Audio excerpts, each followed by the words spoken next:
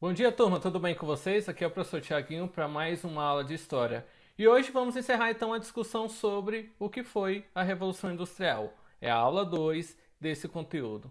Se ficaram com alguma dúvida e entenderam o que mais ou menos foi a Revolução Industrial, sugiro que retomem o vídeo 1, a aula 1, assistam novamente para entenderem um pouco a aula de hoje.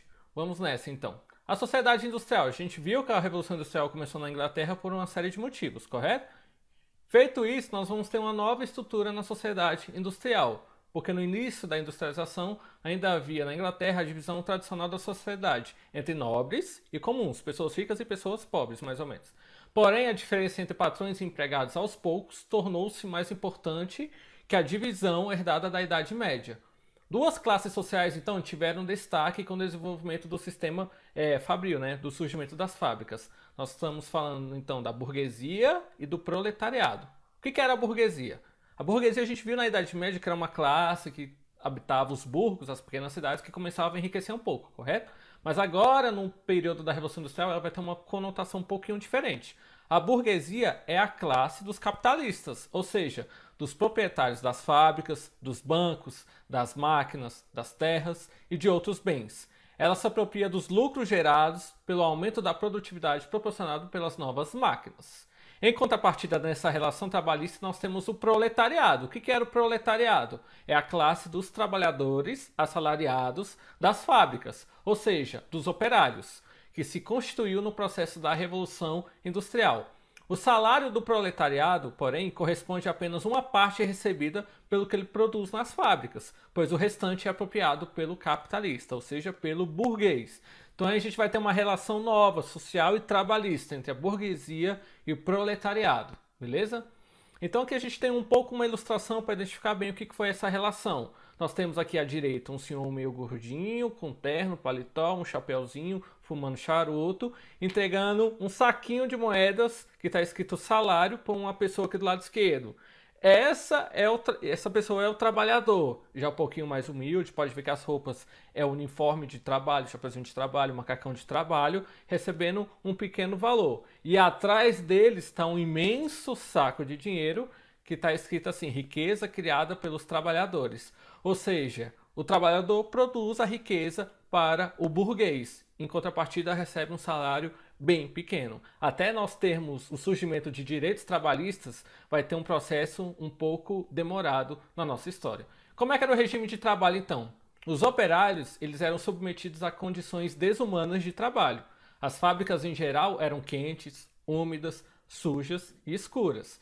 As jornadas de trabalho chegavam a 14 ou 16 horas diárias, com breves pausas para refeições precárias.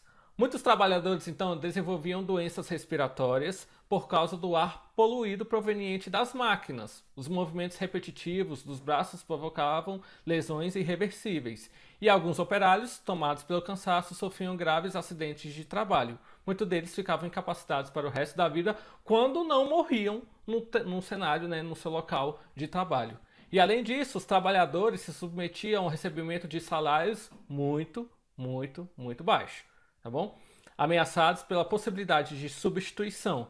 Sabe aquela ideia? Ah, não tá gostando do trabalho, tá trabalhando pouco, pede demissão que eu coloco outro no lugar. Quem não tá gostando do trabalho pode pedir para sair. Era mais ou menos essa pressão social que tinha no período da Revolução Industrial. A gente, com o tempo, vai descobrir que isso é um crime. E hoje no Brasil isso é um crime. Isso se chama assédio moral. Deve ser denunciado porque é crime prescrito na nossa Constituição, tá bom? Nosso Código de Leis, Código Penal. Mulheres e crianças então recebiam uma remuneração ainda menor. Isso mesmo, tá bom? Crianças poderiam trabalhar durante aquele período industrial na Inglaterra. Por isso eram os mais empregados nas indústrias. Havia um número de quantidade de mulheres e crianças porque eles recebiam menos, tá bom? Essa situação garantia uma ampla margem de lucro aos empregadores, ou seja, a burguesia alimentava os seus lucros, em contrapartida os trabalhadores acabavam se submetendo a regimes de trabalho forçados, a salários muito baixos, quase que uma semi-escravidão. E aqui tem uma ilustração de mais ou menos como é que era o interior de uma fábrica, né? Como é que era o local de trabalho de uma fábrica. Agora vocês imaginem, cada uma dessas máquinas era movida a vapor na primeira Revolução Industrial. Então era queima de carvão. Então imagine a temperatura que era dentro de uma fábrica para se trabalhar. E você ficar dentro desse ambiente quente e úmido por 12 horas num dia. 12, 14, 16 horas no dia. Era um trabalho exaustivo, braçal, que era quase que uma semi-escravidão, tá bom? A dica de filme que retrata um pouco como é que era essa vida do trabalho dentro de uma fábrica é o filme de Charlie Chaplin, tá bom? O filme chamado Tempos Modernos, lançado na década de 30. Professor, um filme da década de 30 a gente vai conseguir assistir e gostar? Com certeza vocês vão. Assistam esse filme que ele é maravilhoso. Eu vou colocar agora na nossa aula um trechinho que mais ou menos reproduz qual era esse ritmo de trabalho braçal e único que os trabalhadores faziam dentro de uma fábrica, tá bom? Eles se especializavam numa única tarefa e essa tarefa acabava sendo exaustiva. Ele só trabalhava com isso a vida toda. Então, por isso que a repetição de movimento acabava tornando a pessoa um pouco incapacitada. E é essa cena desse filme que eu vou mostrar agora para vocês.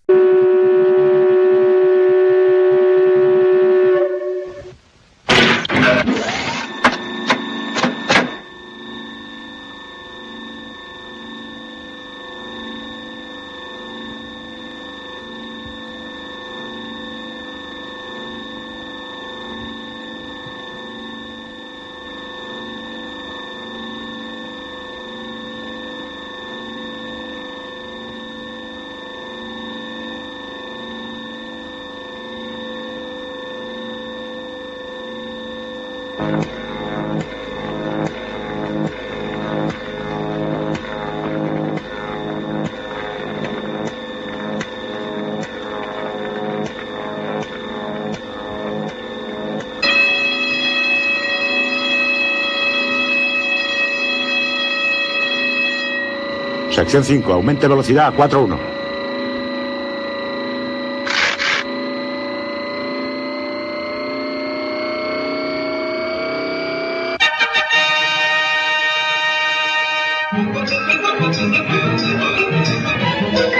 Atención, capataz. Acuda al banco 5. Compruebe el ritmo de producción. La cadena va con retraso, banco 5. Atención, capataz.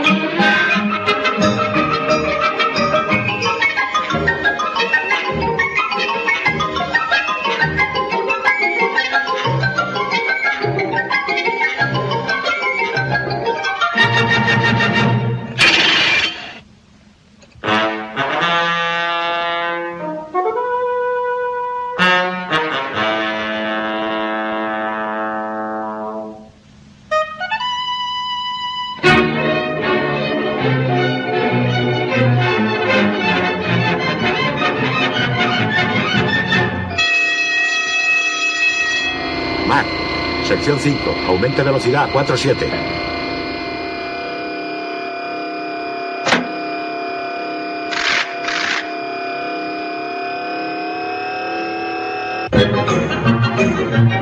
Felix Valverde. Felix Valverde.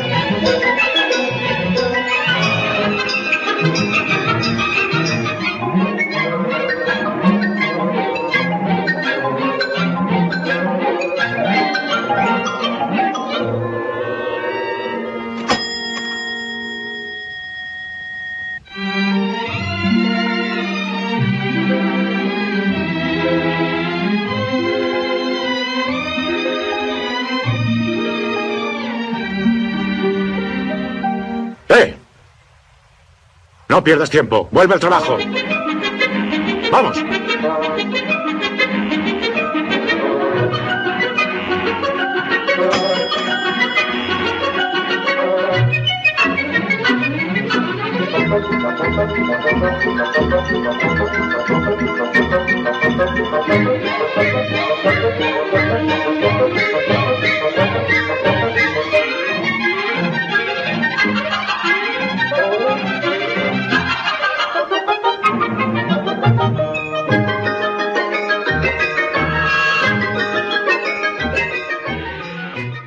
Beleza? Vamos lá, continuar então. A organização dos trabalhadores. Como é que os trabalhadores se organizavam? Eles aceitavam o trabalho por si só e pronto? Né? Não questionavam, não faziam nada? Não, as coisas começam a mudar um pouco nesse período. No início da industrialização, então, os operários não tinham os direitos trabalhistas nem a organização sindical dos dias atuais, né? E no Brasil só foi na década de 30 que o brasileiro foi conquistar esses direitos. As leis que hoje regulam as relações entre empresas e funcionários ainda não existiam e os abusos patronais eram frequentes.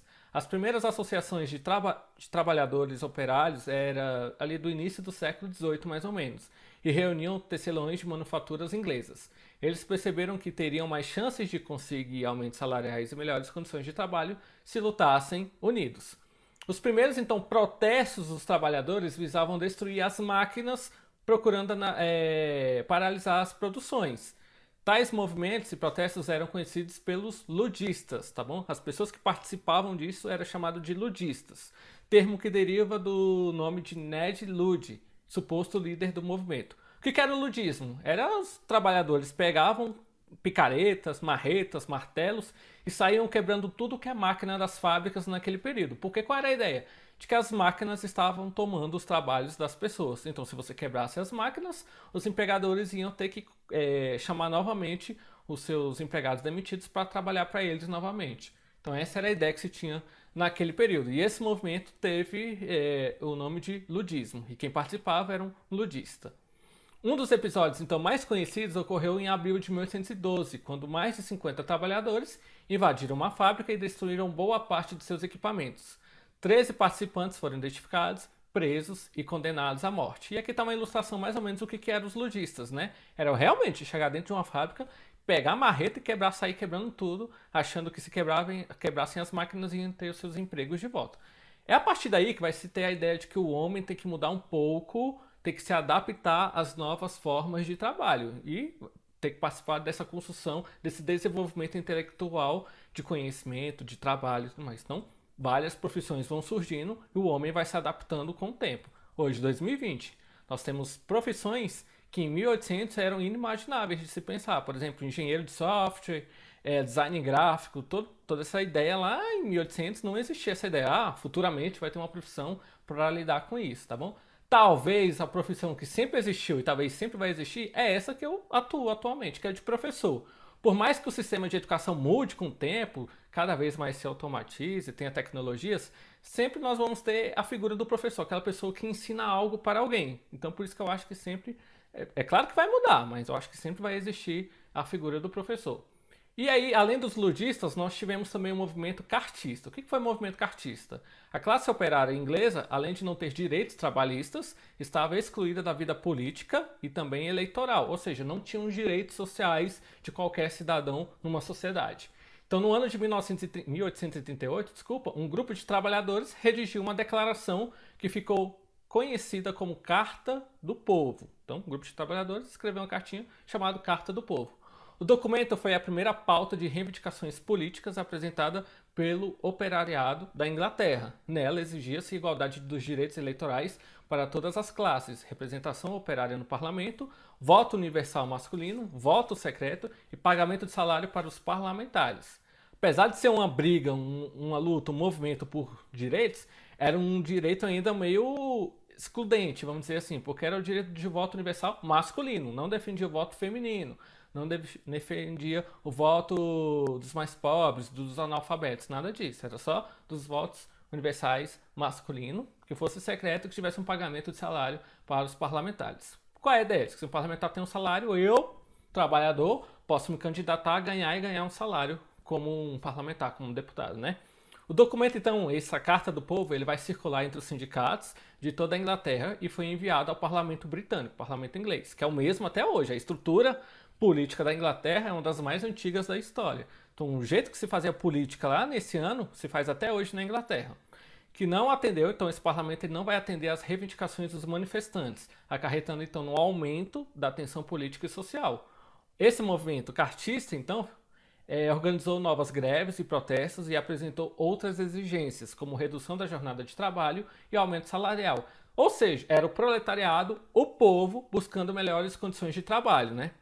Que começou nesse período da Revolução Industrial, 2020 estamos aí lutando pelas mesmas coisas, melhores condições de trabalho, melhores jornadas de trabalho, um aumento dos direitos trabalhistas. As reivindicações então do movimento cartista só começaram a ser atendidas a partir do século XIX, ou seja, a partir de 1800.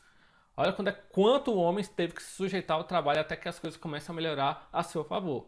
Com a criação de leis, né? Isso vai mudar então com a criação de leis que protegiam a saúde dos trabalhadores e limitavam então a jornada de trabalho. E aqui nós temos uma ilustração do movimento cartista, né? Essa discussão, esse imbróglio, esse debate político sobre melhores condições de trabalho para os trabalhadores ingleses, tá bom? Pode ver que até o vestuário dessa galera é o vestuário comum da Inglaterra do século XVII e século XVIII. Quem gosta de ler ou assistir, os filmes e literatura de Sherlock Holmes retrata bem como é que era a Inglaterra desse período. Assistam depois. Tem vários filmes, tem uma série Sherlock e tem os livros. Os livros é a melhor coisa que vocês têm sobre Sherlock para poderem consumir. Leiam bastante Sherlock, vai enriquecer muito e vocês vão gostar bastante da literatura de Sherlock Holmes. Então vamos lá, legislação trabalhista. Os resultados então dessa organização dos trabalhadores não apareceram de imediato, como a gente viu, né? Só a partir do século XIX, como resultado da grande pressão exercida tanto pelos sindicatos quanto pelos movimentos de reivindicações políticas, a exemplo dos cartistas. Então, a partir do século XIX, a jornada de trabalho das crianças foi limitada ao máximo de 12 horas diárias, ou seja, ainda permitia o trabalho de crianças, mas foi reduzido. A jornada de trabalho no máximo poderia ser de 12 horas. Em 1819, proibiu-se o trabalho de menores de 9 anos, ou seja, aí já foi o primeiro ganho de direitos na nossa história. Até 9 anos a criança não poderia trabalhar, ampliando-se para 10 anos no ano de 1833. Só para vocês terem uma ideia, hoje no Brasil, essa mesma lei, fala que até 14 anos. No Brasil, ninguém pode trabalhar até 14 anos de idade, somente estudar. A partir dos 14 anos de idade que nós temos o nosso menor aprendiz, já começa a flexibilizar um pouco a lei. No mesmo ano, uma lei determinou que 2 horas do trabalho das crianças nas fábricas deveriam ser usadas para que elas frequentassem a escola. E no ano de 1842, o trabalho de mulheres e crianças nas minas foi proibido. Lembrando que minas ainda era importante porque forneciam carvão para queima, era o combustível da época, a queima do carvão, tá bom? E aqui tem uma ilustração das crianças trabalhando nas fábricas naquele período da Revolução Industrial. Então, para a gente fechar um pouco o assunto, né, já finalizando, concluindo a nossa Revolução Industrial, a gente fala que essa revolução, esse modificado trabalho que nós tivemos ali no século XVII e XVIII na Inglaterra, ela teve 3 etapas importantes. A primeira etapa da Revolução Industrial, que ocorreu entre os anos de 1760 a 1860, ou seja, 100 anos aí de história, a Revolução Industrial ficou limitada primeiramente à Inglaterra. É essa primeira aula que a gente viu, né? Houve o aparecimento de indústrias de tecido de algodão com uso de tear mecânico. Nessa época, o aprimoramento das máquinas a vapor contribuiu para a continuação da Revolução. E aí veio a segunda etapa então da Revolução Industrial, que a Revolução não passa a ser mais só uma Revolução Inglesa, né? Vai ocorrer entre os anos de 1860 a 1900 e, ao contrário da primeira fase, países como Alemanha, Rússia, Itália, Estados Unidos vão começar a se industrializar. O emprego do aço, a utilização da energia elétrica, dos combustíveis derivados de petróleo, que é a gasolina, por exemplo, a invenção do motor a explosão, da locomotiva a vapor e o desenvolvimento de produtos químicos foram as principais inovações desse período. Então, se o navio antes, ele se movimentava com a queima de carvão, ele começa a ter um novo processo de combustível, como a gasolina, como o petróleo, como o diesel, né? Então, vai modificar ainda mais e a revolução sai da Inglaterra, né? Vai buscar outras regiões, né? Vai, aliás, influenciar outras regiões nesse período, chegando até a América, nos Estados Unidos. O Brasil vai passar por um processo de industrialização tardia, tá bom? Só na década de 30, com Getúlio Vargas, é que nós vamos ter as nossas primeiras indústrias, modificando substancialmente o nosso serviço de trabalho no Brasil. Hoje, 2020, o setor industrial é responsável por cerca de 60% da nossa riqueza, só para vocês terem uma ideia de que como a Revolução Industrial modifica bastante a riqueza e a produção das coisas no mundo, né? Se hoje nós temos celulares, computadores, videogames, televisão, computador, tudo é graças à Revolução Industrial. E o computador, inclusive, que vai ser o ator principal da chamada terceira etapa da Revolução Industrial. Essa etapa ela já não é unânime entre os historiadores. Alguns afirmam que sim, outros que não. Eu faço parte dos que afirmam que sim, tá bom? Que a terceira etapa da Revolução Industrial é o que o mundo está vivendo entre os séculos 20 e 21, né? Ou seja, o nosso século atual e o século passado, que é os avanços tecnológicos. O computador, o fax, a engenharia genética, o celular seriam algumas das inovações dessa época representada muito bem, entre a relação humana com a relação desse conhecimento robótico, esse conhecimento artificial, informático, né, da comunicação de dados, a era informacional. Alguns historiadores, inclusive, afirmam que já tem uma quarta etapa da Revolução Industrial, que a terceira etapa é essa, o surgimento do computador, celular e tudo mais, e nós hoje já vivemos uma quarta etapa, que é essa era da informação digital, que hoje em dia boa parte das coisas não precisam existir, estão no mundo digital. Vou jogar um videogame, um joguinho novo, não preciso comprar mais o CD do jogo, o jogo já está na nuvem, só compro na nuvem. Vou jogar no celular, mesma coisa. Vou baixar um aplicativo, mexer em algo. Eu não preciso comprar mais coisas. As coisas existem já no meio digital, basta eu consumi-los de alguma forma, tá bom? É a era da informação, né? A era de dados, chamada quarta etapa. Mas ela já é uma discussão bem grande. Ela não é unânime e está em desenvolvimento. Então a gente fica nessas 3 etapas importantes da Revolução Industrial. Beleza, turma? Agradeço desde já a atenção de vocês na nossa aula de hoje. Peço que se ficaram com alguma dúvida, me procurem no WhatsApp, tá bom? Não fiquem com as dúvidas, me procurem, vão lá no privado que eu estou disponível para sanar qualquer dúvida. Lembrando que além do vídeo, nós temos um texto na apostila que fala um pouco sobre o que foi a Revolução Industrial. Então, após o término dessa videoaula, vocês vão pegar o texto na apostila e darem uma lida, que uma coisa vai complementar a outra. Feito isso, aí eu vou passar para vocês as atividades aí no WhatsApp, tá bom? Fiquem ligados que abaixo desse vídeo vai estar as orientações da atividade que tem que ser feita, tá bom? Turma, agradeço desde já, abração, fiquem com Deus e até a próxima.